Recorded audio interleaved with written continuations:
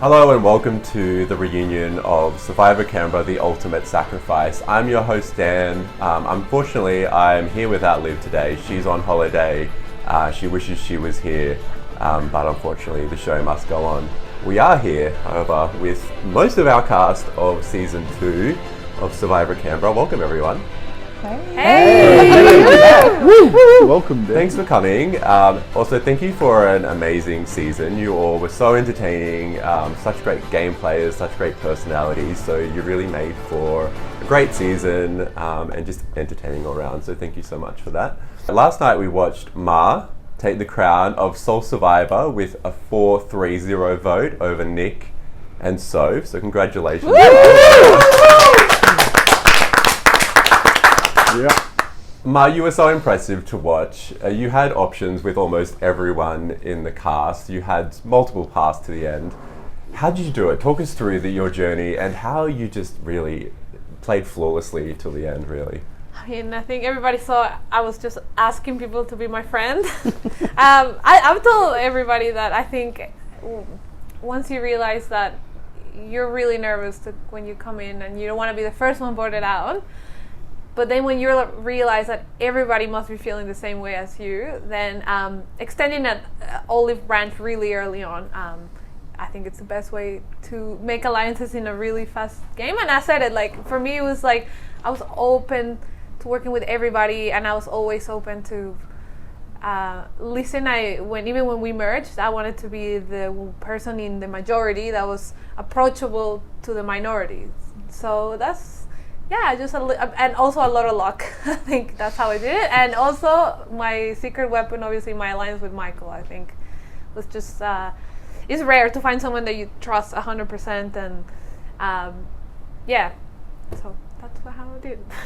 Yeah, there were two key alliances for you, and you took them both to Final Four. So you had the key alliance with obviously Nick and Soph, and then you had your duo with Michael as well. So you were at the Final Four with both of these alliances. You hadn't received any votes all game, and then at the Final Four it was between Sophie and Michael. Now talk us through, you're not receiving any votes all game, and then also at Final Four you're not receiving any votes. Was there any moment where you're thinking, I'm not receiving any votes, is that because I'm not a threat, or it's because people are seeing me as an option? What did you actually think in that moment? Yeah, I think it was maybe around the time Mel went home, or around that round, that I did start wondering, my name has never come up. Not even in strategy talk, not at tribal, not at camp. And I did, like, it's really hard not to doubt yourself. Like, you don't want to be that delusional person who thinks I'm the best, and and you actually, I think everybody here is super self-aware, which is really rare for a cast, and I'd seen enough Survivor to understand that.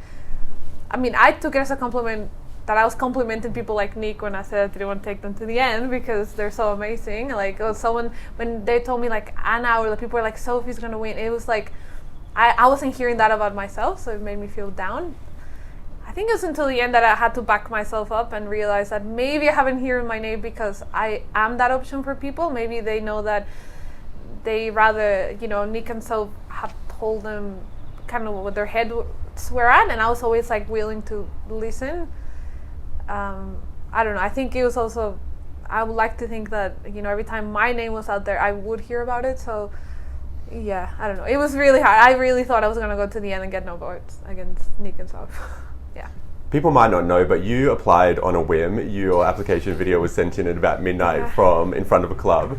Talk us through how different your life would be now if you didn't send in that application video from that club at midnight. What's been happening since then? Well, yeah. It wasn't the club, it was the strippers. Male strippers, amazing. The magic men. Yeah, it was on a win. I was really scared. I had played one of these before, and I just think I had my Survivor fix. I knew what it was about, but honestly, some of my friends like John really pushed me, and John, for example, had a lot of faith in me, which I never thought I could win, but people like John thought I could. And yeah, it was honestly open bar at the strippers will really make you apply really quickly. And yeah, if I hadn't applied, I wouldn't have won. I wouldn't have made all these friends, and and boyfriends. No. Yeah, honestly, it changed my life going to the strippers at night. Because now, yeah, I feel like it changed my life like completely, like more than I think for most people. I think for Nick and I, really changed our life forever. Yeah. Yeah. I think we should put application flyers at strip clubs.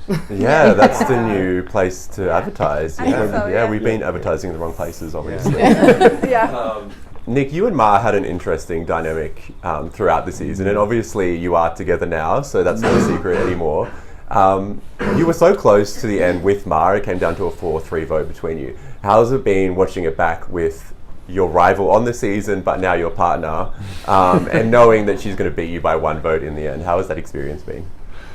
Oh, look, it's been fun. I think it's like, look, I'm very proud of the game I played. You know, like I did as well as you can without winning, losing by 1 vote. So, you know, I find it flattering that she was targeting me the whole season.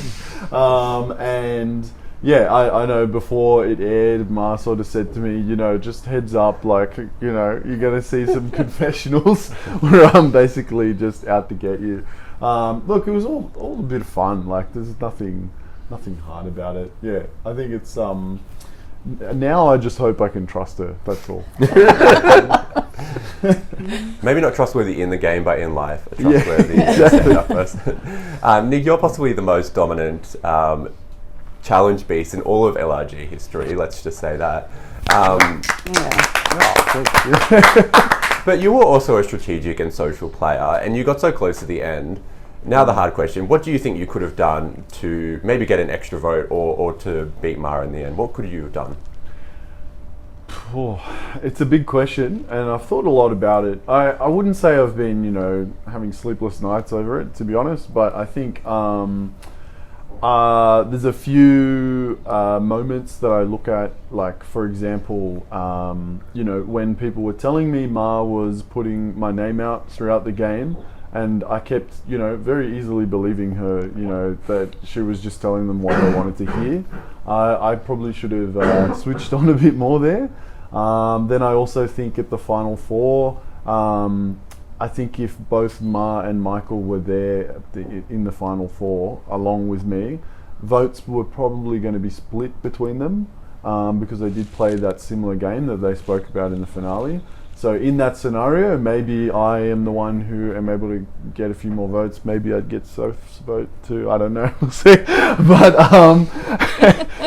so like those sorts of things. And then I think at the final tribal, another thing is my answer to Malcolm. I think that was a really crucial vote that I think Malcolm sort of told me could have gone either way, and I don't think I gave him what he wanted to hear in that. Although I was being completely honest and it was the truth, I think in that moment he probably needed to hear it a little bit differently.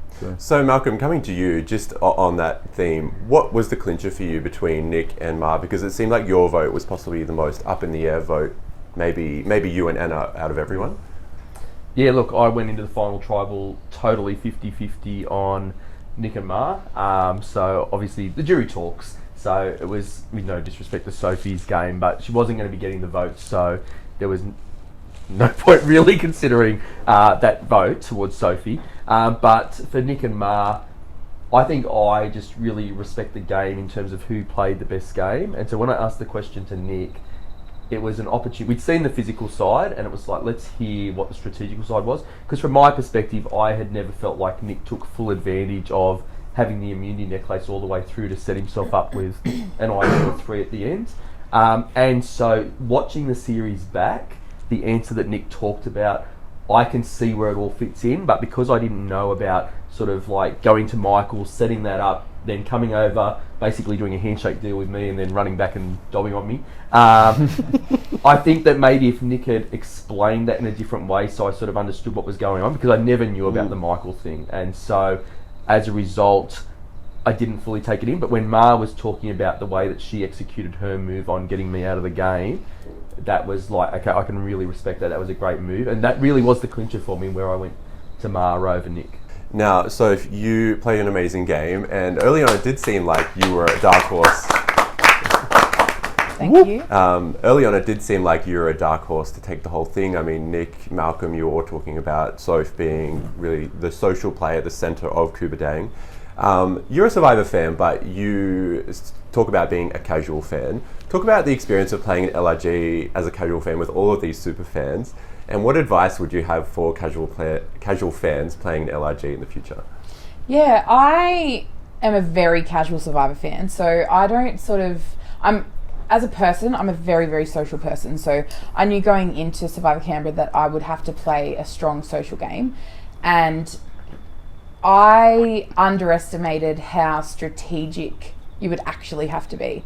And not understanding strategy in the game, because I don't watch all of the Survivor franchises or anything like that. I don't play orgs, I don't play minis, nothing like that. So I didn't understand the strategy behind the game. So if there are any filthy casuals, as coined by the wonderful Carleen, are looking to play in LRG, brush up on your strategy, because that I am literally surrounded by this many super fans, and then there were even more in the game. So it's all good and well to be able to build relationships and connections with people, but not knowing getting towards the end that I had to make moves, and not knowing that I probably should have tried to pick Nick off if I could. Having that hindsight to educate, I think, anybody that's going to play in LRG, and given that it's such a condensed, quick moving, fast paced environment, you have to have some knowledge of strategy. Yeah, and I think the underestimated thing about these games is it is moving so quickly, and sometimes things can pass by you before you even realise it's happening.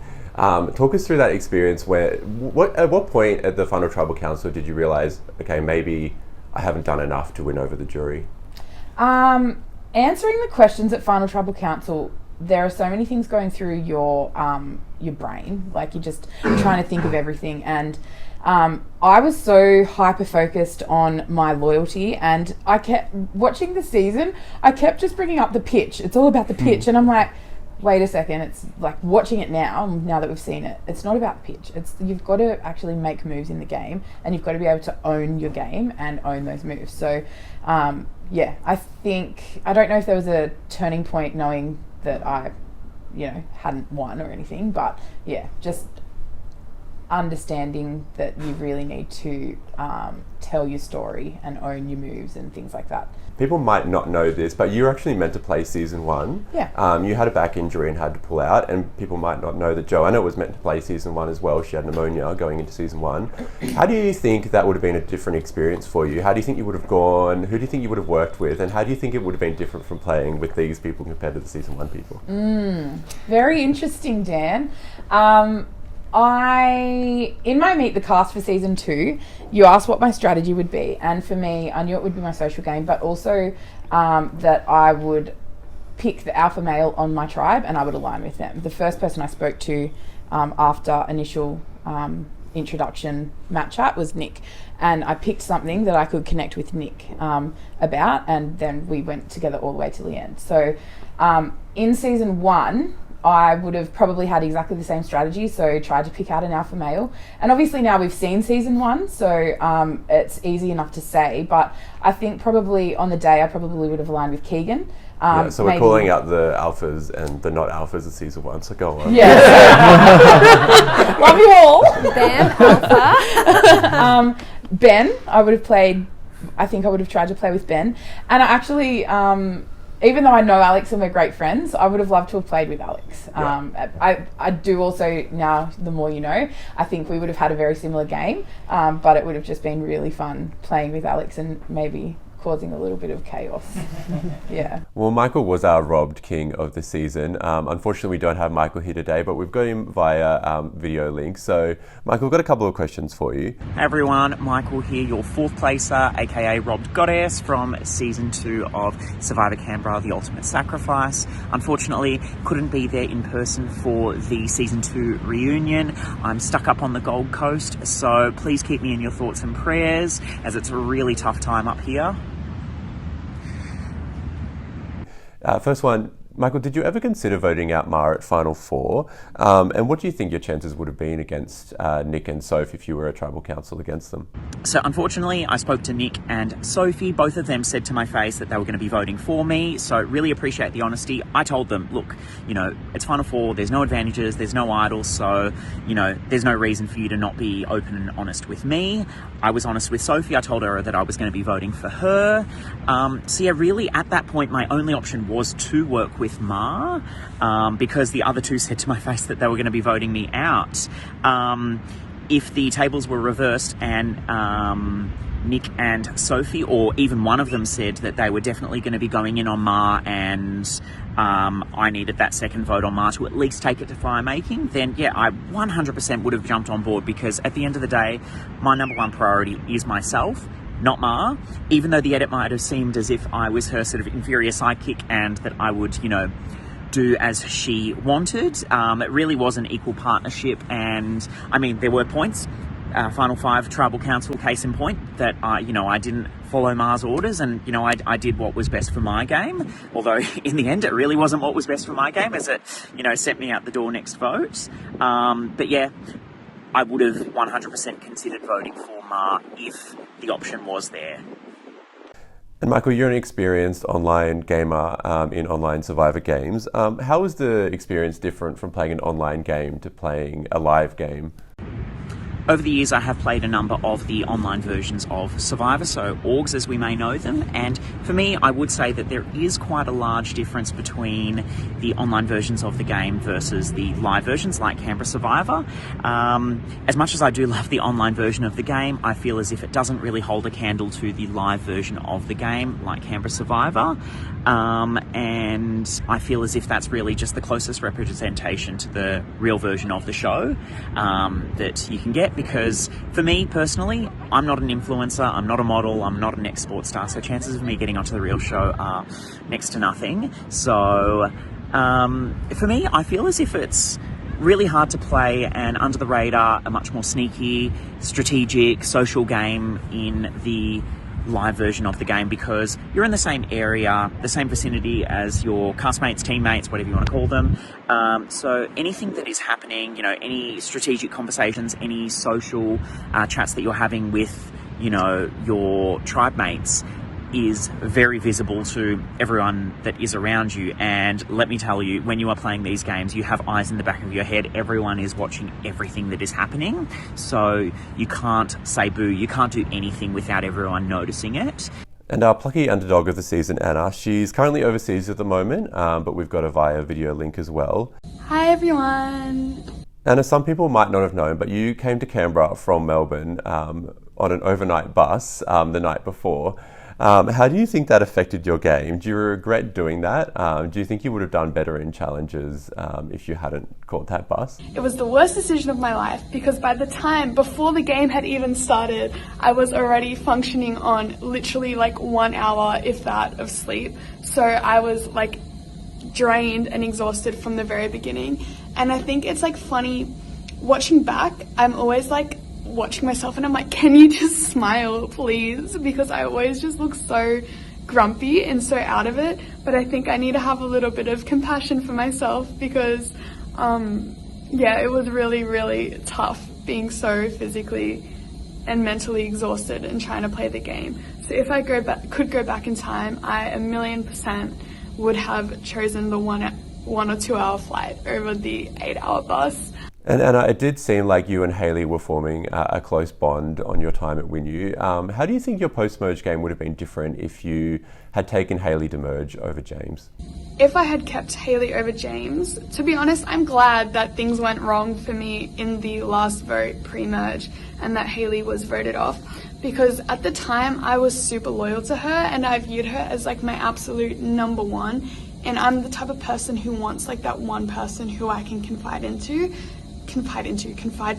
and Hayley was that for me. But looking back, I was not that for her. She preferred John over me, or John was her number one over me, and I think that if she had stayed, I would have been in more danger, because either she would have been voted out, like people were saying, because of her injury, or she would have probably maybe flipped and ended up working with the other WinU members to vote me out. Mel, your journey throughout the game was so fun to watch. You were the first player to make a sacrifice. You were the first player to get an advantage in the game, and you went hard. You went for the Super Idol. Talk us through that decision. Why did you go so hard for the Super Idol first round?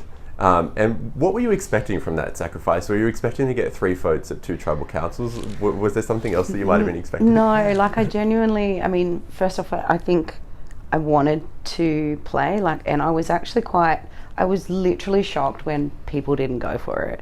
And James and I still to this day argue about him. I think he's made the wrong decision. He thinks he's made the right decision. Like, I didn't get people not going for it. So for me, it was always going to do that, sorry.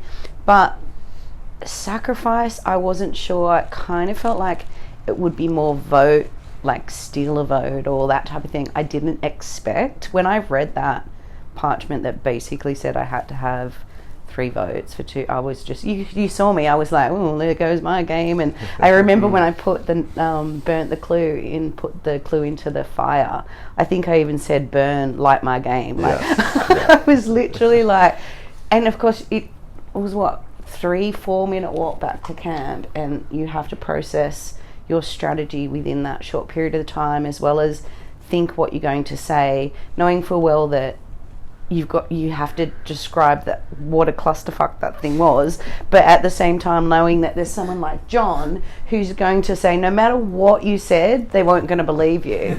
But we knew, obviously, Michael and I were like, well, everyone's going to come and do this, so eventually they'll know that I'm telling the truth. So that's why I decided just to be upfront. And I figure, like, everyone was players, so my approach was, if someone said that they've got an advantage but didn't tell me, I would be thinking like game on moles, you know what I mean? Like, I thought that strategic people would be really up for that, and I kind of feel like some people were. Like, I feel like some people... That was pointed. I'm not having a go. Like, I feel like maybe you liked that strategy, as in like people saying they had an advantage but not saying what it was. Right. And I feel like some people were like, oh yeah, I like that.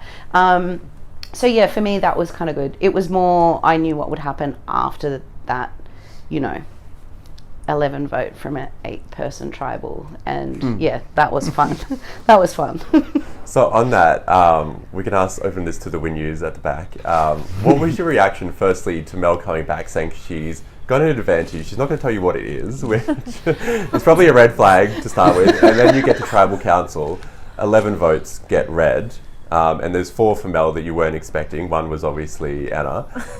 Talk us through your thought process. John, your face during the tribal council was so funny. You were like that meme of that woman trying to do the algebra, the maths. What was going through your head in that moment? As Mel said, like, I think the story she gave, which was the truth, but it just sounded so like complex that I was just thinking like, there's no way, because I always feel like when people lie, they add in unnecessary details, and I just thought this is a very long story. Like, surely it's a lie, and then with all the votes coming out, I'm like, this isn't making sense, and I was just thinking, wait, there's way more votes than there should be. What's happening? And as you said, it's the meme of the lady doing the maths, and I didn't even count to 11 because I've only got 10 fingers, so I only get to 10 votes, and that's why I thought like, oh, no, there's only this many votes, and it was like, how did John not realise? And like, I just thought there were 10 votes. And Hayley, it did seem like you, John, and Mel were forming a little bit of a friendship. I don't 100%. Know if you call it an alliance yet, but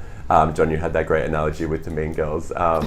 When Mel wasn't telling you the whole truth, you did say that was a red flag. Did that carry through the game for you, or was that just, I don't know about her? Yeah. In that instance, it absolutely carried. So, like Mel touched on, when she sort of came back to camp, we were all sitting around the tarp, and she goes into this really long story. I was kind of like, oh, this is fun. Like, I kind of love that she's not telling everyone. But in the back of my head, I was like, I thought Mel and I were really tight at that stage. And I was like, this is fine because I know Mel's going to tell me. And then Mel didn't tell me. And that's when I was like, oh, shade. Yes. Like, that's when and I think at the beginning of episode 2, like immediately after Tribal, I was sort of like, there are some snakes. There are some snakes in the grass who aren't being entirely truthful. Right. And Mel, one of the most fun moments of the season, or the biggest running theme and the funnest running theme for me was your rivalry with Amy. Sorry, I mean. That's right. Tell us how that started, because it sort of really just seems like it was from the beginning that you didn't trust each other. She was voting for you. She voted for you 3 out of 4 times if you heard. You were calling her by the wrong name most of the game. Talk us through how that started and how that, evolved, I guess. I don't know, like I just feel like within the first 30 minutes, maybe it's like opposite personalities, I'm not 100% sure.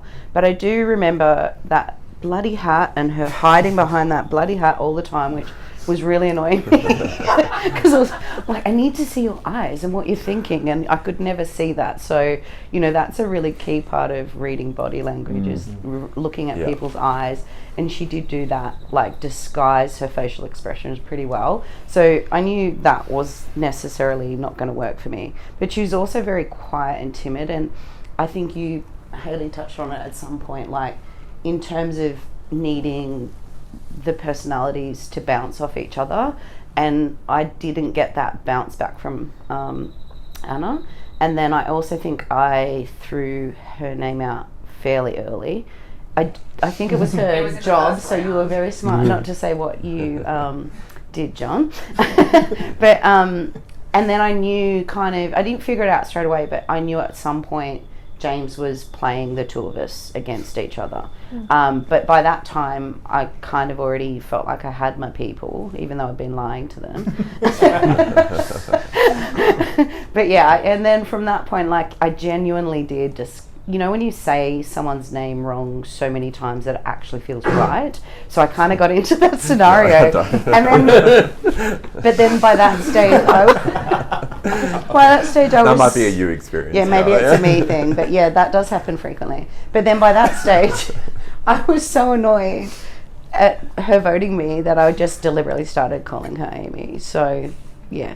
Well, it was hilarious to watch, and I think one of the most beautiful moments was at the end of both of your games. You started working together, almost as a duo that probably needed each other, but you did work together and you started talking strategy, and it was really fun to watch. Talk about like you two coming together and working together. How was that? It was actually really awkward to start, but I did really kind of like enjoy it in the end. And she did, I feel like as the game progressed, she did get less timid. And you know that storyline about her finding her voice, I think towards the end of the game she definitely grew in confidence to a degree. And yeah, it was around that. Had it have continued, would we continue to work together? I doubt it, but it was a marriage of convenience for that particular round, but it was a nice round. So yeah, at the end of the day we had to. But it was a better experience than I thought it was going to be. Right.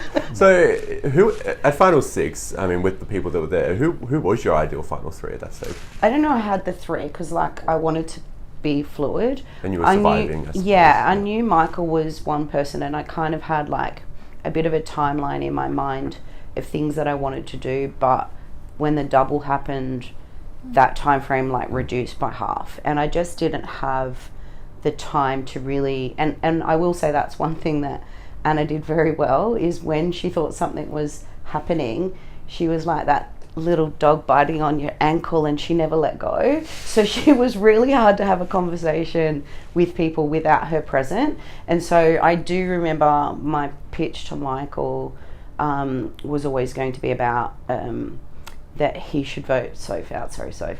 But he should vote Soph out because Sophie and Nick were never going to break up. And Ma was close with Soph and Michael wasn't.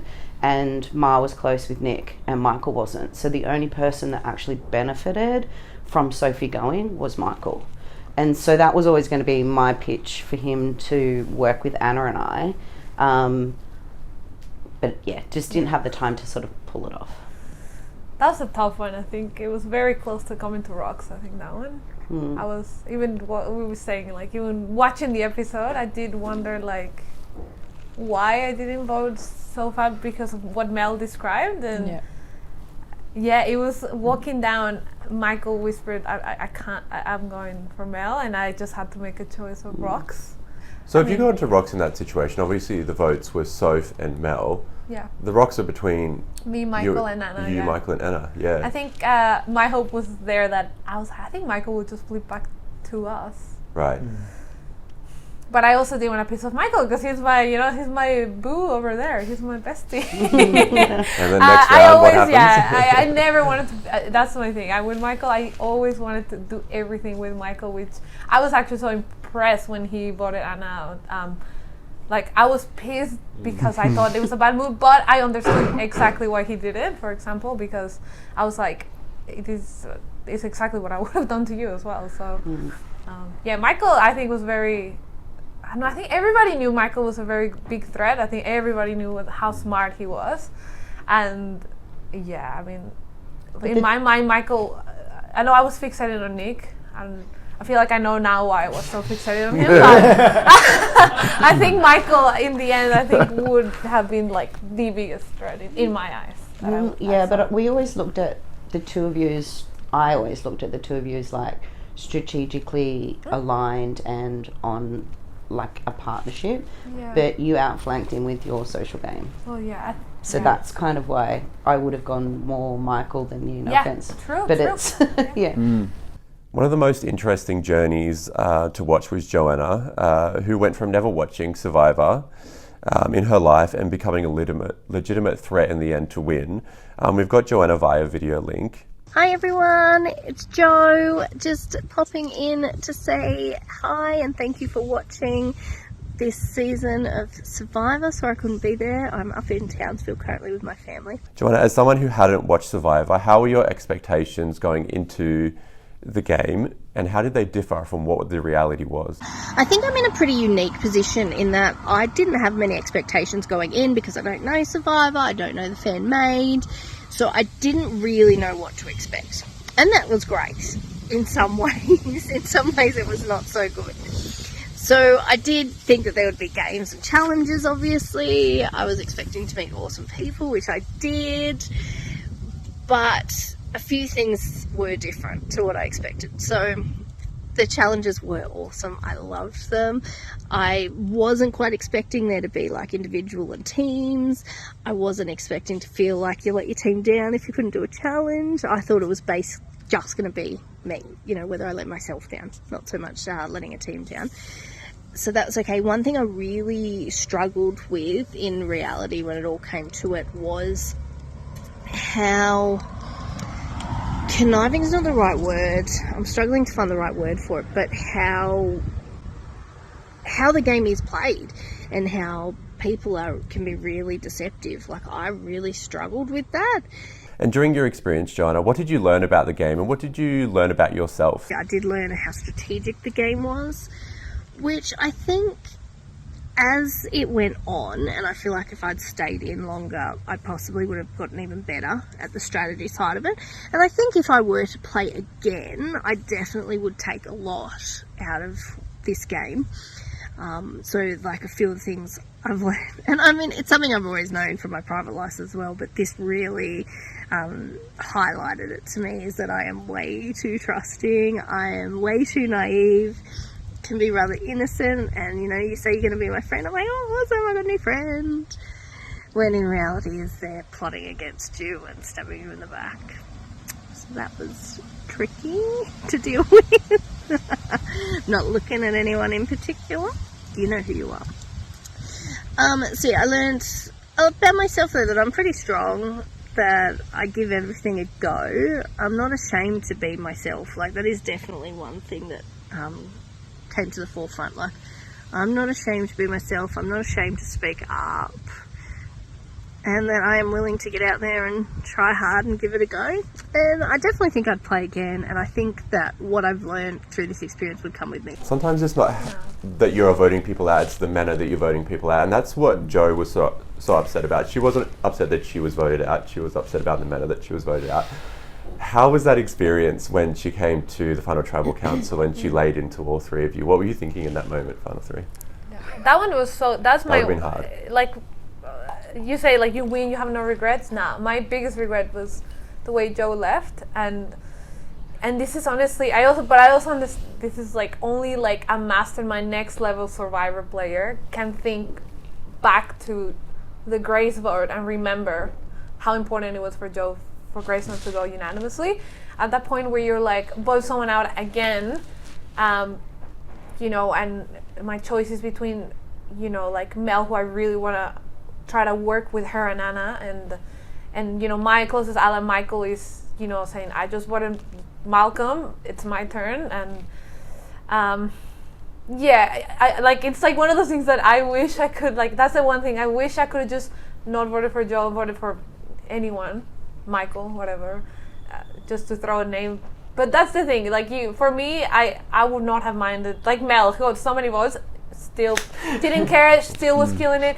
But you have to understand, not everybody thinks the same way as me, and it is like that. But that's like next level, like Survivor gameplay, where you can actually, for real, put yourself in someone's shoes in a high pressure environment. And yeah, and Joe, honestly, she said that the night that, you know, that the first night, she did say to me like, oh, I think we could be friends in real life, and that meant a lot to me. And I mean, I think we are. It did break. It was very more. I didn't care if I got her vote at that point. I really was desperate to let her know that, like, I was being genuinely her friend. But yeah, I think she's doing. And I knew with time she would learn to heal, because I know what it's like to feel heartbreak like that in the game. So yeah. And she thought that you were the one that used the stealer vote on her, because I don't know if it was that obvious on camera, but there were 2 votes with Joe with a smiley face in it, which was actually Sophie and Nick, and Joe thought those 2 votes were the same, so they must have been yours. So she went through all of that time at Ponderosa thinking it was you that voted for her, didn't she? Yeah, I was desperate to let her know at the end. I didn't really care if she voted for me. I just really wanted to let her know. But also the jury know. I wanted Malcolm to know that, no, I was the one who took you out, because I knew Malcolm respected that. Yeah. I wanted the jury to know that in a tribe of 8 people, it took only 3 to take Malcolm, which was a lot of work. Yeah.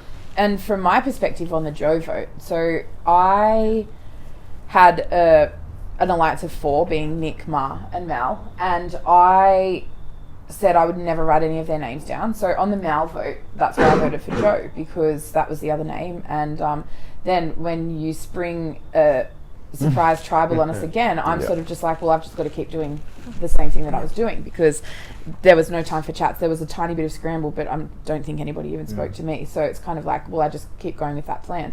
And in my mind, Joe and I worked together a few times, but we were never an alliance. And I think a lot of people in the game, Mel, in the game that we were a pretty tight alliance. Yeah. Joe and I were never an alliance in the game. We did work together and we got on really well, but we were never a tight alliance in the game. So and seeing Joe when she was voted out and then at Final Tribal Council, like, it actually it broke my heart, because as a social person, like, it's getting unanimously voted out, it's like, that would be horrible. It'd sting, wouldn't it? It would really sting. And so in the game, when you're there trying to think of everything as you go, you sort of, that was just something that I hadn't thought about, because I was still just doing what I was doing. I think for the non-Survivor fans as well, it's less of a game and it feels more like real life. We saw in season 1 Alex obviously having such a hard time voting out people that she liked and she was aligned with,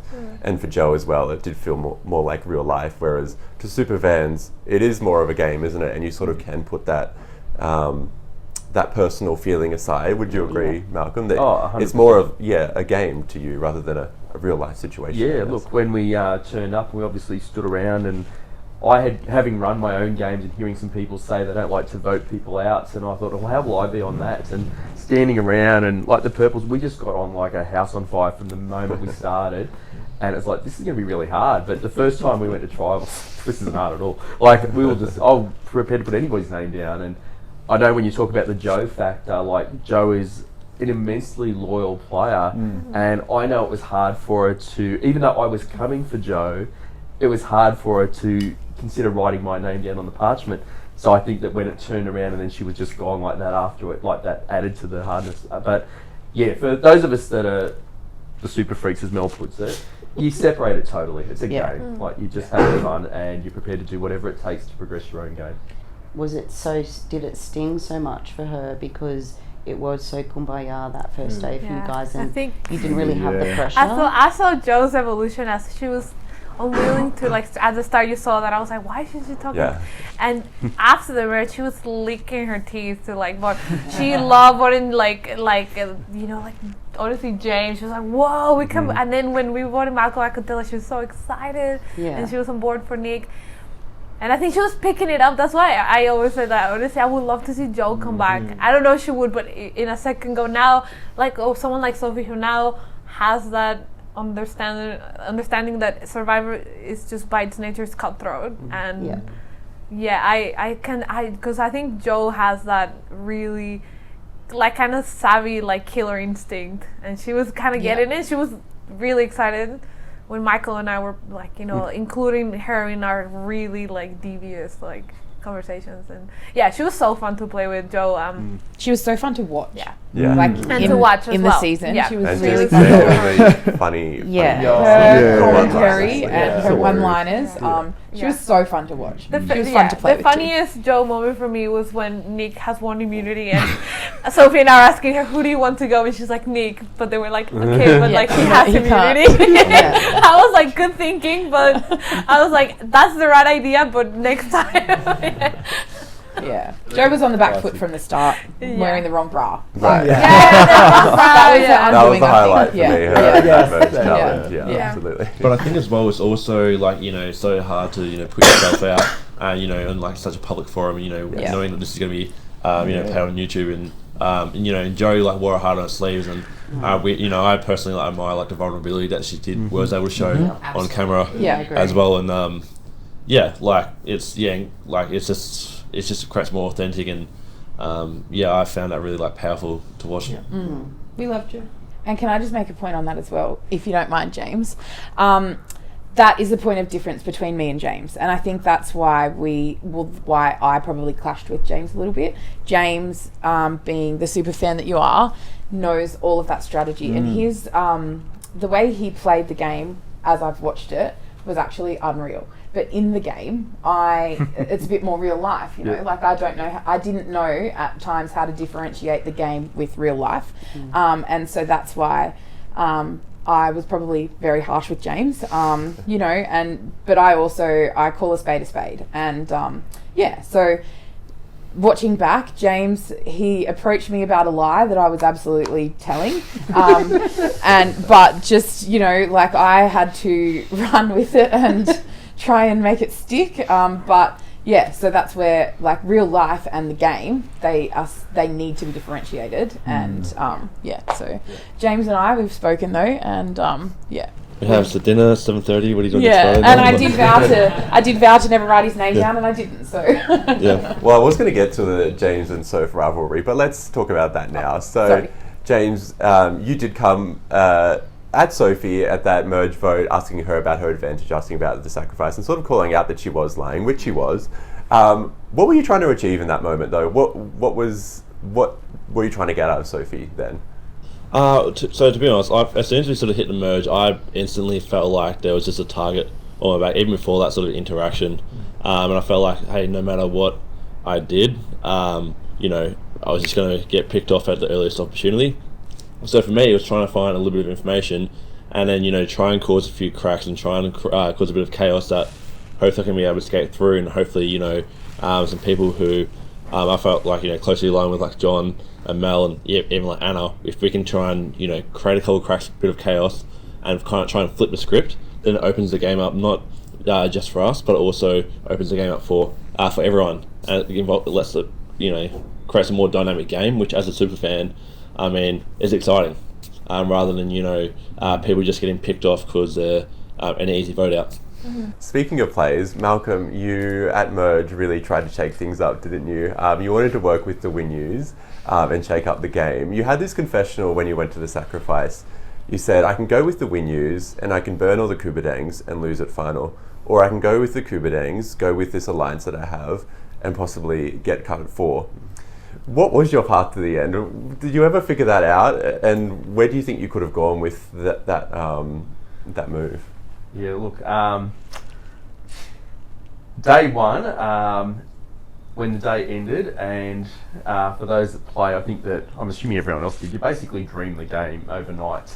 And when I was reflecting in terms of what had gone through the day, was that in the latter part of the afternoon, I was getting showered with platitudes by the other Kubadangs.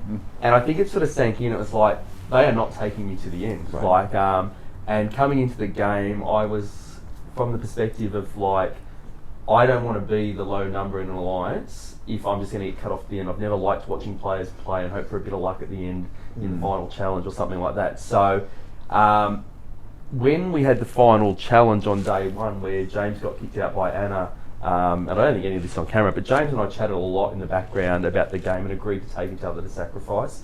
And from there, it opened up the door to the Winyus. Now, what I had no idea about were they were the most dysfunctional group of 4 people in terms of their game. Like, they're not as individuals, but as a group. Like, and when I watched it, and I'm watching the challenge where they finally voted out Hayley, and at the end, they're all close together. Like, how the fuck were they so not together after looking like that? So I saw it as, I did want to jump because if I'm not going to get taken, I've got to do something to put myself in a place to win. And I saw the oranges, like there was a super idol out there, there's an idol, James wins immunity. I'm thinking like, well, now's the time. John and I really are the only ones who've got to put our neck on the line here. And if we can pull it off, suddenly I'm now in a group with a numbers advantage. But I was hoping for to sit there with Anna and Sophie, and Sophie was such a loyal player that I don't know that I could have actually worked it in a way to get Sophie to come across with Anna and I down the end because of the connection that she had with Nick and Ma. But that was what I was envisaging and trying to do, but it wasn't to be. And you had a truck coming after you basically the whole game. You weren't necessarily you weren't a tight duo or anything like that. You were kind of aligned by proxy through Nick and Soph, weren't you? What were your thoughts in game towards Ma throughout that pre-merge and merge? Because we didn't even see you interact strategically that much, did you? So what were you thinking where Ma was, and what were you know, where were you placing her in your game?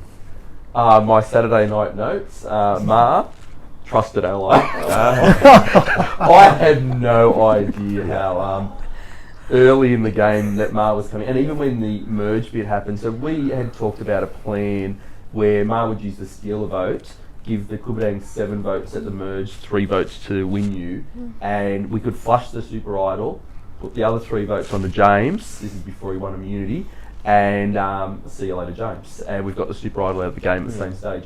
So we talked about, once James won immunity, very briefly, a similar plan but with John. So when I went to sacrifice with Anna, I came back and I said, look, I've got to go speak to Anna because we'd agreed that agreement. I knew what the plan was supposedly going to be, so I said, look, when I come back, just give me the name. I trusted them. But when I came back, the dodgiest bunch of Kubadang individuals who wouldn't give me a name should have blindsided me, in all fairness. If they'd have just said, like, yep, you vote whatever, John, for example, I'd have trusted it. And then once that moment happened, it was like, I knew I am screwed, except for the fact that I had my advantage. But what they didn't know was that, as a sign of faith, tried to win Mel over in this game, who could never get on the same page with. Mel, Anna and I were having a chat, and so I didn't trust Mel to give her the advantage, but I gave it to Anna to hold as a sign of faith that, look, I really am with you. Came back, and then it's like, oh fuck, I've given the advantage away, I'm now up the creek. And on the way to tribal, this is where Sophie and my alliance, Sophie actually did say to me, you need to play your advantage. Yes. Yep. And then I just said to Anna, I said, look, they're coming for me, can I get it back? And she started a thing with going through a post, oh, she's playing me. But then she did get up and go and speak to production about getting the advantage, so that let me walk away. Yeah. Thank God your name sounds a lot like Michael as well. Yeah. Anna's Mel as well. We could really hide it. Well, that was one thing, wasn't it? Because at that merge vote, you were saying to Joe, can you please vote for Malcolm? And then Malcolm was right there, wasn't he? So you changed it to Michael quickly. Did you did you hear your name then, or did you think, oh yeah, she said? The accent, really. Yeah, no, I genuinely did not hear my name. Like, it looks like I did. Well, James, you were our resident orca of the season. This is not SeaWorld, but you were the orca. You were also a challenge beast along with Nick, and you did say at Final Tribal Council, would you have kept me and hopefully have beat Nick to get him out? Were there challenges, any specific challenges that you thought, yeah, I could have beaten Nick in that challenge? I definitely think the one round after, so where Malcolm went, I would have given myself a pretty good chance at that. That was the one with the paddles? With the paddles, yeah. Yep.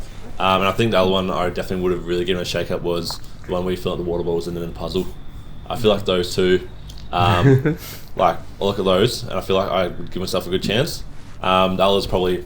No chance. Sophie and Nick versus you? No. No way. Nah, you wouldn't. You just had to compete against two people, not just one. It's not just Nick you're competing against. Well, you can hardly tell I was competing against 9 at the merge anyway, so... Nah, James was amazing. I couldn't believe when he got everything right the first one. Yeah. Like, how do you remember that? Yeah, I don't know how you... I had no chance to get No way. Yeah, pretty much only got the first one wrong, and then Alan was like, yeah, clean swept it. Well, talk us through that challenge, because you got the first one wrong, but you got the rest of them right. I think there was 9 questions, maybe? 8, yeah. Did you... How many of those were luck, and how many of those did you just remember? I probably think I only legitimately, I think, probably was only like one where I wasn't sure about. Yeah. And it was actually the one when I'm running up the hill and was like reading the question, I'm like, oh fuck, who knows? Yeah. But yeah, I feel like the rest, like reading through it, I was able to, it was just a process of elimination, and yeah, I felt pretty confident with most of them originally. So, and it was good. I felt like I had that confidence because it's like, well, I knew I needed it. Yeah, and one of the other really fun moments of the season was the sock idol. So, can you talk us through what that actually was, and was it wrapped in anything? Like, where did you find that? Like, what was going on with that? Talk us through it. Yeah, so it's just like this, like random, like little bit of like kind of cloth. So it wasn't actually a sock. No, it wasn't. No, it was like some like random like piece of cloth, and inside was just pretty much like just a little sort of like smaller sort of rock, but I kind of wanted to. I know it was obviously like a long shot, but I'm like, okay, if I can still cause a little bit of doubt, then, if I'm telling people this is what I'm going to do, but then I pull out last minute and say, hey, I know I told people this is what I'm going to do, but unless you do what I've told you, you could potentially be at risk. And I kind of wanted to really just try and leverage and try and put a little bit of fear into people. And I know it was probably not going to be something that was sustainable, but at my point, I just needed to try and get through just another vote.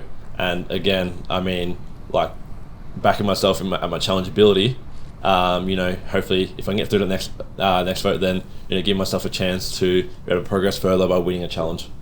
Yeah, absolutely. And I know we touched on this earlier, but where are you and Sophie at now with your rivalry? Have you patched things up? Can we put that to bed? Generally I have a lot of respect for Sophie. I admire like how she stuck to her guns despite my approach to her. And yeah, like I don't regret anything I did other than maybe the communication aspect. And I'll do it. I'd honestly probably do everything I did all over again. But generally I have no hard feelings towards Sophie, and I think it's good that she was able to get the full experience and make it to the end as well. Yeah, absolutely. Thanks, James. Well said. Yeah. And I feel, and James touched on it earlier, he probably just picked the wrong person to approach in that situation. So I knew he had to scramble and wanted to cause some chaos, but he, not knowing me and not playing the game with me because it was straight after merge, he probably just picked the wrong person. Had it have been somebody else, maybe it might have paid off for James. But yeah, and we've chatted and we've made amends, and I've apologised, and yeah, I like James as a person in real life. And one thing I wanted to touch on as well, because that merge, it was so chaotic and it was so stressful for everyone, wasn't it? Because day one, Kubadang didn't really have to strategize a whole lot. You went to 2 tribal councils, and it was so chaotic. Maybe that stress as well of that merge vote and how chaotic it was, probably the timing of it all. I said in my confessional at that point, I was like, oh, yesterday was great. This is a different game. Like, post-merge for us, and because Kubadang we'd been to Tribal Council twice, it was just a different game. And then we had the 4 win-yous coming in, and they were on the wrong side of the numbers. So they had to approach it completely differently to how we did. And so, like, it was just such a different game that I probably personally wasn't prepared for how cutthroat it was starting to get. Good to see that you patched it up though, so that's great. John, I want to go to you because you were the person who went home for that vote. Possibly the most unlucky person in Survivor history, unfortunately. You were stuck between a rock and a hard place in that vote because you were the only Winu that didn't have an advantage, and you were in a minority as well. So as So said, you were kind of the low-hanging fruit, weren't you? I want to know, what was the strategy of going for Michael in that vote? Was there any inkling of maybe going for Joanna in that vote because she had never been to the sacrifice zone? Talk us through your thought process. Yeah, so I remember as soon as James won immunity, I was just like, yeah, I'm fucked. There's like absolutely no way it's not me. Because I always thought it's 6-4, Kubadang win you. It makes no sense for Kubadang to lose that majority like so early when they can just make it 6-3 rather than 5-4 when it's diced in and only one person needs to flip on the next vote. And so, but you know, like I think with what Malcolm said before, as a player, like, you know, you can never always predict the twists or what luck's, you know, or lack of luck is going to come at you. But what you can try to change is your sense of agency and, you know, your ability to do what you can to actively change, you know, your chances of the game rather than just sit back and just accept that, you know, you'll be knocked off. If I'm trying to convince Kubadang to give up their majority and betray their alliance, I just thought that they would want to take a shot at like someone who was considered a power player, and I just didn't feel like that people would betray Kubadang to get Joe out. And the other thing was I was so sure Nick didn't have anything because I knew because like you know, because of my relationship, like I knew that Anna had gotten the idol, and I knew Michael had gotten the Kubadang Love Rocks idol. So I just thought he definitely doesn't have anything, and you know, if we can't get Malcolm, you know, Nick is tighter with Malcolm. Let's throw the votes on Nick, and didn't see that coming. And then you were like, for the third time, it's time to vote, and I just thought, I don't think I have enough time to go, hold it, let's chat for a bit and get the votes on Joe. And as I said, stuck between a rock and a hard place. I want to go back to pre-merge when you with you, John. There was a lot of talk in the pre-merge when you of who was leading the tribe, who was, you know, driving the strategy. Tell us once and for all, who was the leader of the tribe, and who do you think was driving most of the strategy? Was there one person, or do you think there was a collective?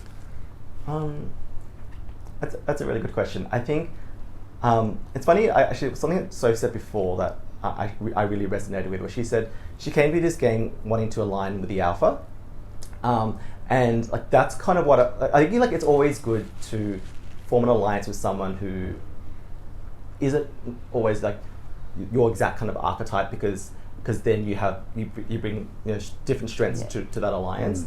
And so you know, James was a very visible leader on our tribe very early on, so I wanted to ally with James for that reason. And Hayley was the resident queen bee on our tribe. And I could see very early. I could see socially, like she had a lot of, you know, leadership sway that guy. So Hayley and I were close, and like so I wanted to be in a position where I think it was what Ma was saying before, like you want to have all those relationships with everyone so that, like, one, people see you as a number they can use and work with, so they want to keep you. But two, when they hear your name being thrown out, they'll come back to you and tell you. And that's how, like, votes against you just never really get off the ground because other people already have your backs. And so I wanted to be in that position where, you know, you have people like, you know, for Kubadang, for Mai, it was like, you know, Malcolm and Nick being like the figureheads. That she could say other leaders, even if she's having a lot of control. And so for me, I kind of felt the same way. It was James and Hayley, the two alphas. When I was watching your game, John, I don't know if any Game of Thrones fans are here, but I compare you to a Littlefinger. You're sort of whispering in the air, because you whispered a lot as well. You whispered whispered in the ear of the king or queen and got them to do your bidding for them without being, the person that gets their head cut off. Was that your strategy going into the game? Yeah, I think definitely Survivors. I mean, even in a 2-day game, it's long from a round perspective, and if you get the target, you get a target on your back, as James found out, it'd be really hard to shake that off your back. And unless you're Nick and you can back yourself to win a match at the end, and that target just gets bigger and bigger and bigger. Yeah. And so you want to be in that kind of little finger role, which Ma did very well in that you can be controlling the things, but no one's saying they're the ones calling the shots. Why are we letting them call the shots? And until it's too late, when they just aren't. When they've lost a lot of numbers, they don't have the weapons. Anna realized that Ma was one shot. Mel, realized too. But then they're not, because in the position that they game where Ma's taking out some of the oranges and stuff, that they don't have the resources to launch an attack on Ma, because they actually need Ma. Ma's their only hope. Because she's done it so well. Yeah. She set herself up so well. And I think that's the position you want to be in, where no one sees you coming until when they do, they can't do anything about it. Right. Well, Banfield's name caused plenty of drama during the season, but Banfield, you still proved to be a challenge threat and almost did make the merge. We've got Banfield via video link. G'day guys and girls, this is Banfield here, the man of many identities, more than strategies. Banfield, what was your long-term plan if you did make the merge? And were there any Win-U players that you would like to play with? Well, I didn't have really a lot of plans because I knew I was on the chopping block, but ideally what I would have done going in would be to have been a part of that Kubadang. Had I been in that position of a strong point, that I would have known I would have trusted them, and that way could have been that 6 strong and made it to the final 6 together. But anyway, are there any Win-Us I would have liked to have worked with? Well, I mean, there are a few people I think I would have clicked well with. Number one being Simon. I feel like I would have gelled with him rather well. And I think Hayley would have been a good option as well. I think that working with those two together, I could have been, a secret young girl, old man alliance. I could have been a part of that, right? Right? And Banfield, what individual challenges do you think you would have excelled at of the ones that you've seen?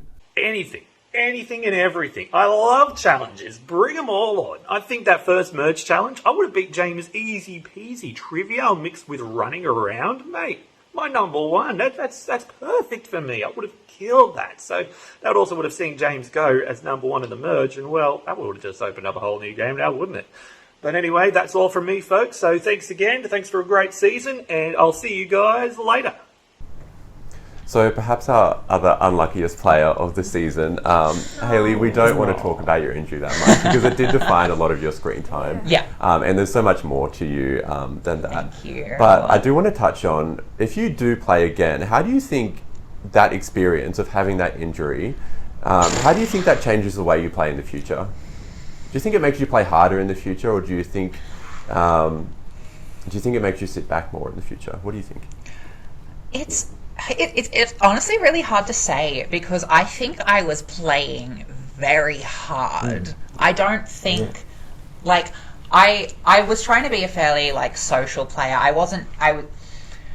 came in wanting to be, slightly more under the radar than I was, but as soon as we got into that, circle of standing around, all interacting with each other, sort of meeting each other, I very quickly realised I am the loudest personality here. It's not even close.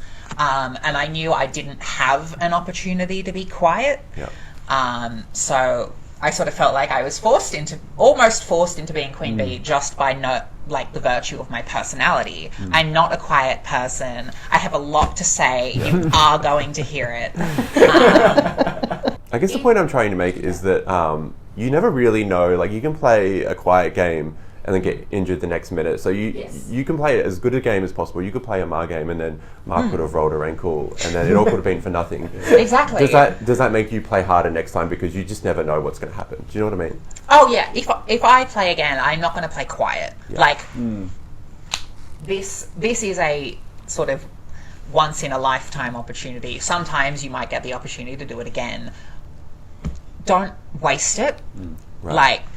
I couldn't think of anything worse than coming back and not living up to what I know I have to offer by just sort of sitting around and just saying like, oh my god, hi, and not doing anything, letting someone else sort of just control everything I do.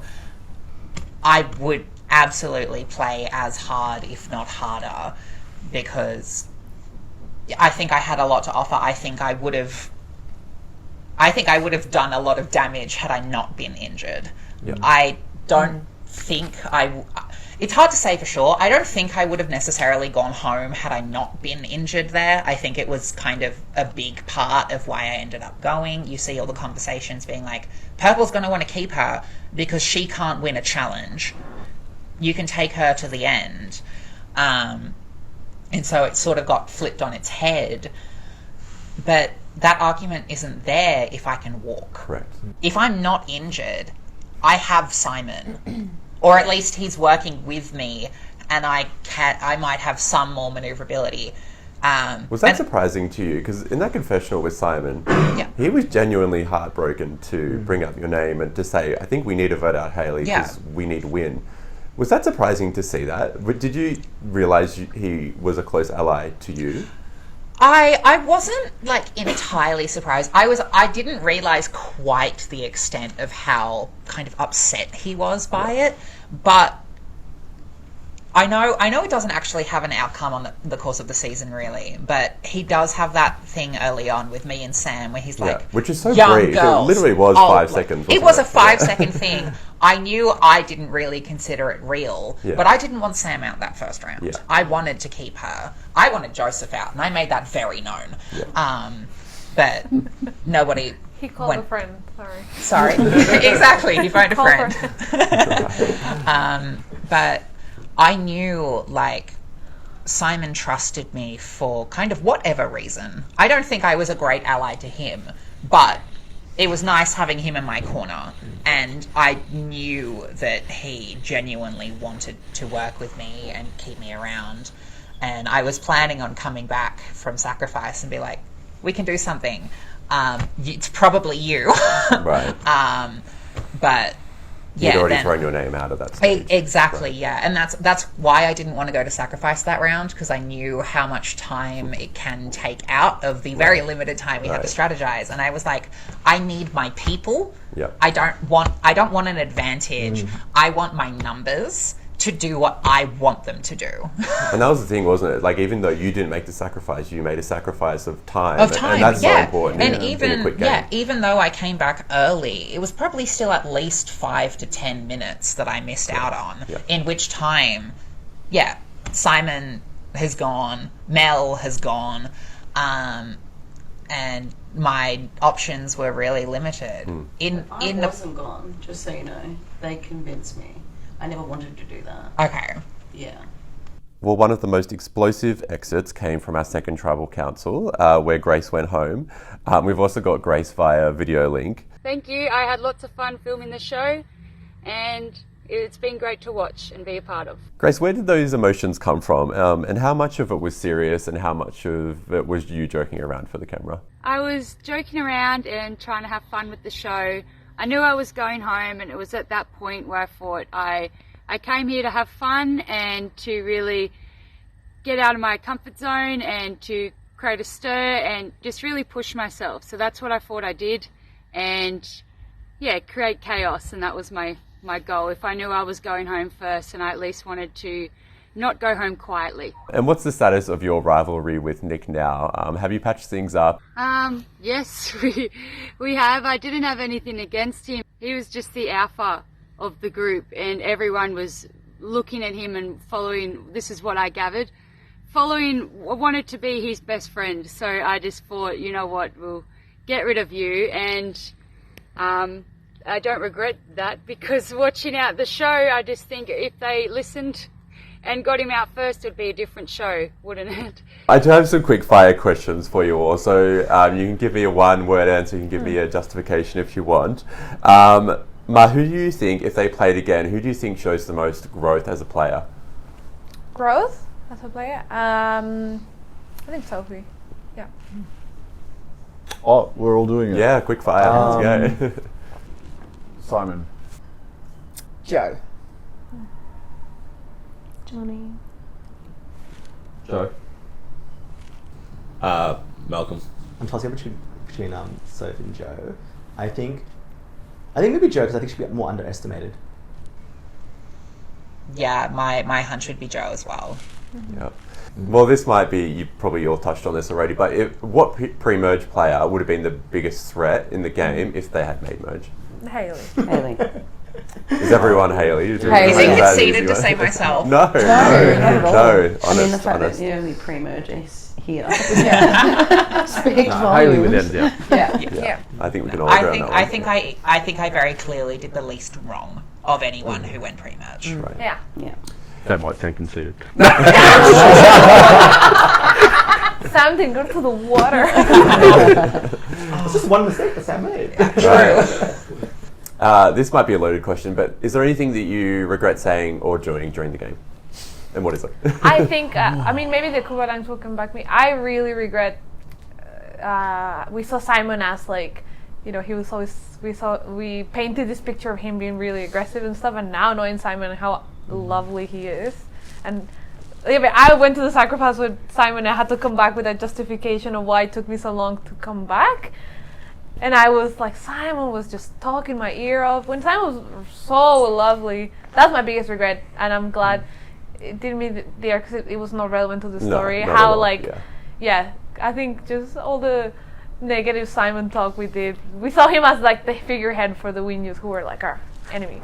I enjoyed that because on the side at all the challenges, Simon and I were like bantering with each other. So Yeah. I thought that if Simon could get through to the merge, I had a person there that. So I was egging it on at camp. Yeah. And Simon's big on the banter, isn't he? So Yeah. when you first meet him, you're like, oh, like, you know, it is a little bit like, oh, like he's, you know, saying all this stuff. But when you get to know him, it's like, oh, he's having fun and he's a very genuine person. Yes.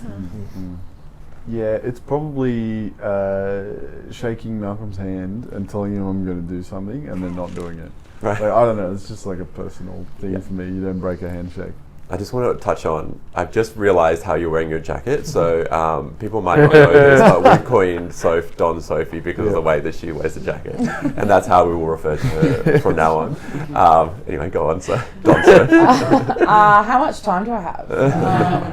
No, there are a couple for me, obviously. The big ones that have stirred up a lot of commentary around my game. Lying about my ultimate sacrifice, like, what the fuck? Like, how stupid, honestly. That was so stupid.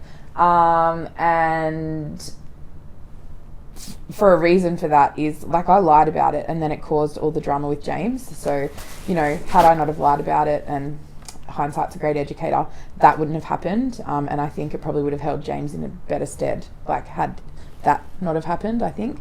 And also helping Nick in the water challenge, like, I want to put it on the record. I did not know that you can't help people in individual immunity challenges. And I also want to put it on the record that in other individual immunity challenges in our games, people helped each other. So, I think... we can clarify on that as well, that it's okay to share ideas and to help people in the challenges. It was the physical act of you helping Nick, because we don't want people, you know, to gang up against, you know, someone in a minority and just help all people win a challenge. Yeah. We can't stop people from sharing ideas, but what we were trying to stop is the physical act, I Yes, guess. of course. Yeah. That's okay. And just a clarifying point on that as well for the viewers. I chose to sit myself out of the challenge. I was not disqualified. I did not want Nick getting any penalties for my silly decision. So they are probably my two biggest regrets of the game. Yeah, like you said then, like that physical sort of aspect as well. I mean, like even in that sort of challenge where I did one, there were people that were working together, but it wasn't like they were doing it and then putting the rock, say, Yeah, someone so else's if plate. someone had put a rock on Michael's plate, for example, that obviously would have been disallowed, but they were allowed to share answers and stuff, which, you know, is a grey area, but we have to draw the line somewhere, obviously. Yeah. I don't regret going for the Super Idol. I think my one regret would be not picking John or Haley to trust. So I always knew I wanted to have fluid alliances, and I still back my decision to a degree to not tell anyone after the sacrifice, but I also didn't know that we were going to continue to go to tribal. If we had have had a round off, I think I could have repaired stuff. Look, I don't have any regrets because I tried to give myself agency wherever I could in the game. But if there was one mistake that I made that you could adjust, in the moment when Nick and I end up having the handshake agreement, I had asked John just to give me a moment because I thought, like, is Nick for real here or is he just playing me? And it was like, I need to find, if he's for real, then this is gold. And so at that moment I asked John to step away for a moment and John took that as obviously Nick and I are about to vote him out. So if there was a regret, it's that, but seriously I don't have any. Like, I tried to do everything I could to keep my game going and put myself in a winning position. Yeah, I think probably the main thing which I definitely think, you know, probably did lack was sometimes the management in the relationships that I had made, like where, you know, maybe had built some bonds, but then maybe some people felt like a little bit burnt, like Mel did, or, you know, Anna, say, not necessarily feeling like she was actually a part of, like, say, you know, an alliance where, so I think it's probably just managing that perception and the management of those relationships, which is something that was ultimately, you know, caused people to, you know, to turn against me. Yeah, like, I know sometimes people ask me, oh, you know, given the way you went out, you know, should you have tried more, like, harder to go to Ultimate Sacrifice or something and get something? But and you know, I will say that in my pre-game interview, I said I'd sacrifice Dan to an idol, and obviously, like, maybe that burnt me, but no, like, I did it because I think you kind of have to play to your strengths, and like, I kind of just knew that if because I thought, you know, should I try to tell Kubadang, like, you know, please pick me or something? But I just feel like that's not really who I am. Like my strength is social, and going to sacrifice means, as Haley was saying, sacrificing time away from camp, sacrificing those relationships you feel, potentially having to make lies about your things and drawing lines that I didn't want to draw. So I think I'm with Mal. Like, I don't think I have really any regrets. My goal was to have fun, and I had an absolute blast. I mean, obviously, with hindsight, I regret not taking the advantage because I think it would have kept me in the game to reach the merge. But on a more personal level, I regret pulling away from Mel in the way I did. I think it was probably a bit too much too soon, and I think it was probably quite noticeable to you. Yeah, and it that's was. why. But it wasn't so much that you pulled away from me; it was who you did it with. I left you for Amy. I'm so sorry. On a lighter note, what was your funniest moment of the season, maybe on the weekend or watching the edit back? For me, it was the funniest, but also I think it also made the second day so enjoyable was John as the mayor of the jury. Yeah. I think the first person in the jury, I think, really sets the tone, and then John being someone who is a really hardcore game player, but also takes the game seriously, but doesn't take himself seriously. I mean, it made, honestly, a very stressful situation go to Tribal so fun and so funny, and I think I'm so thankful to him, honestly, as a winner as well, like, him looking after the people that we were running out, because I know all the house, like with Joe, like, for example, how emotional it can be, and for me it was like a breath of fresh air every time. I was like, what is John gonna do, and what is he gonna make James do now, and what is he gonna do with Malcolm, and so for me that was really funny. It's funny watching back, you know, and Ma saying, I want Nick out yesterday. But it's not because I don't like him. And like, things like that, watching them with like my family and my parents and everything, that's funny. But no, okay, I'll go for a different one. Honestly, Joe, just her general presence, just Joe, is hilarious. And like, even things like with her little rocks in the background, like clapping them, saying, hello everyone, I got the rocks. Icon. Obsessed with her. Hilarious. Yeah, she's great. Something in last night's episode actually was when Nick told me that he voted for me. Like, that was a really fun moment. We're just sitting there having our homemade cookies, and he's like, yeah, so I voted for you, and I was like, you what? Like, yeah, so that was a really fun moment. But I agree with Nick, like, of course I agree with Nick. Jo was just so fun to play with, and seeing her character arc, I suppose, from the very beginning to when she got voted out, like, it was just really, really nice to share that with Jo. And her one-liners, like, she's just so funny. And I'm so glad that she got all of those included in her edit, because it really showcases just what she's like as a person. So, yeah. I have so many fun moments, but I think for me, one of the funnest things was watching that first tribal unfold and watching the expressions on these guys' faces. Trying to count the votes was really funny. Fun moment in the edit, I think, was when you threw the Jeopardy music in when I couldn't remember Mar's name.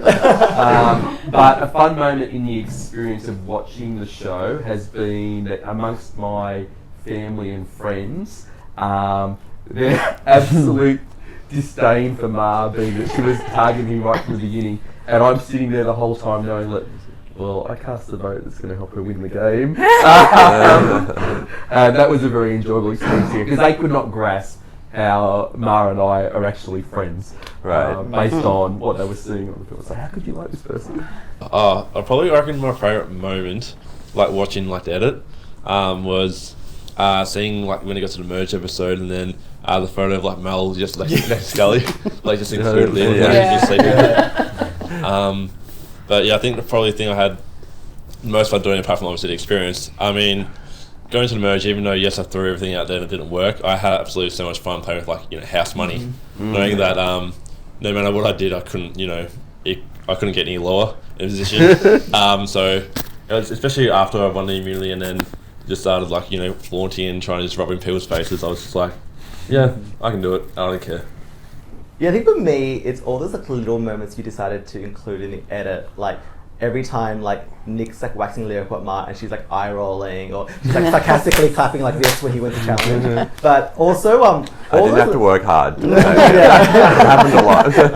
But also like all those times Michael broke the fourth wall and just stared straight into the camera, eyes just like wide open, like and like the office style kind of thing, where it's just like unintentionally hilarious. That final round where I went home, when you like the entire post-challenge section, where it's just kind of like we're all just standing there, absolutely fucking miserable, just like shaking under the umbrella.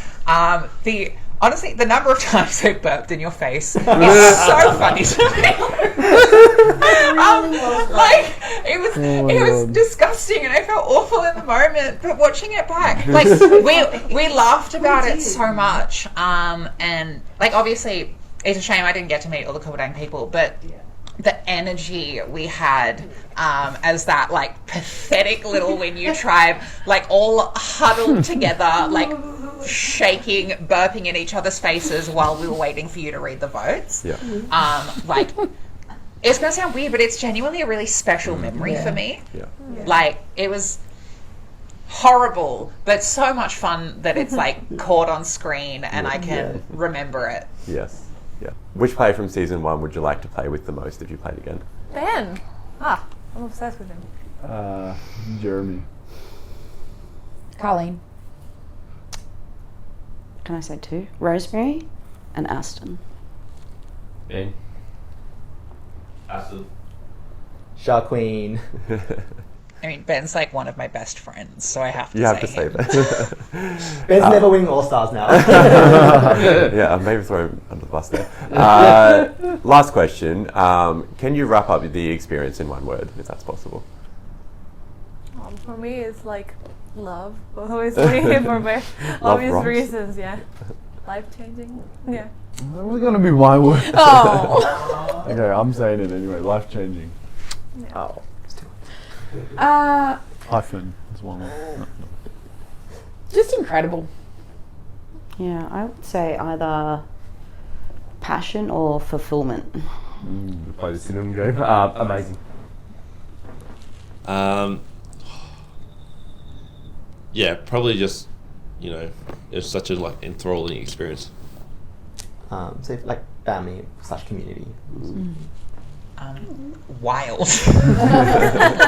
No one said traumatic, so I'll take that as a win. My ankle might agree with that.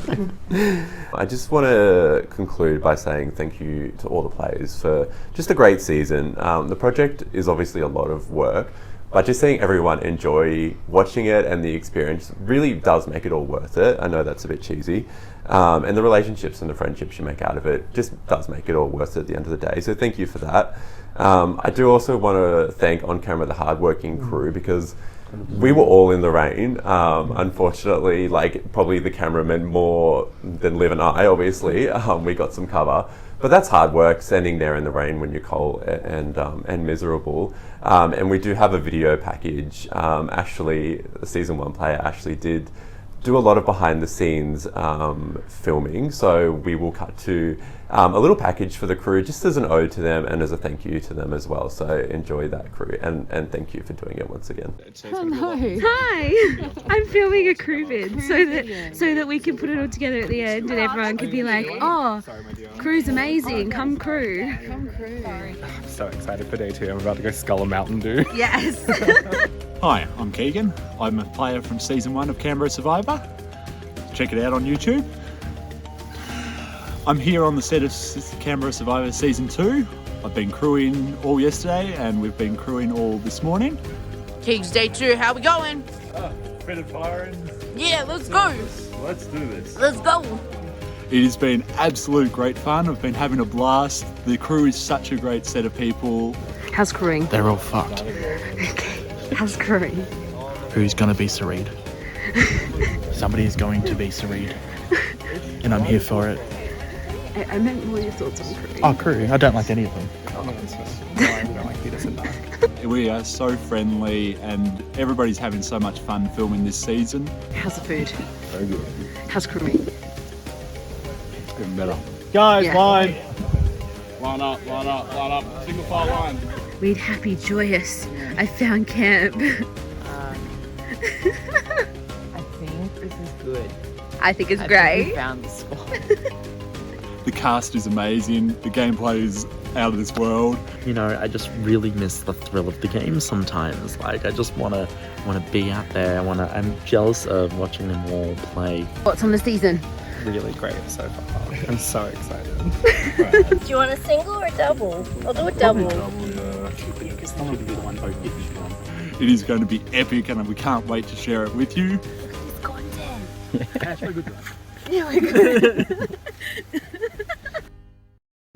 Yeah, so once again, thank you to all the players for joining us today. I've just loved watching you all play. Through the edit, you're all so much fun to edit for me, which is awesome. And I want to say thank you to our 2 cameramen today, Andrew and Matt C. So thank you so much for being here and volunteering your time to film today. Just on behalf of all of us, like, Thanks, the man. week To it. throughout the hugest thank you to yourself. Like, you're the grandmaster of everything. Obviously, there is an amazing team. Like, Liv is your co-host. All the people that came and crewed and the work that they did. Like, without that, this experience doesn't exist. And I think every one of us loved every minute of it, no matter what our results were or how things fell our way. And you're the top of that chain, mate. And thank you very, very much to all of you. Yeah, thank you. Thank you. And as I said, that makes it worth it for me to see all of you enjoy the experience. So thank you for that. Well, at the end of the day, we do move on to Season 3. So we will see you all for Season 3, hopefully coming in 2024. As I say to the players, to lower the expectations, 2026. So once again, thank you for joining us. And we'll see you for Season 3. Thank you so much.